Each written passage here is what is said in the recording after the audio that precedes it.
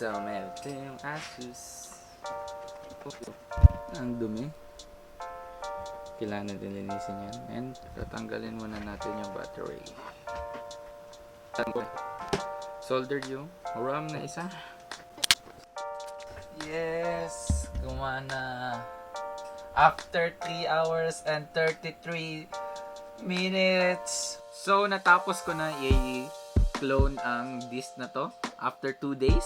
Dahil sa sobrang hirap talaga. Ewan ko kung ano meron sa mga software na to. So, nandito na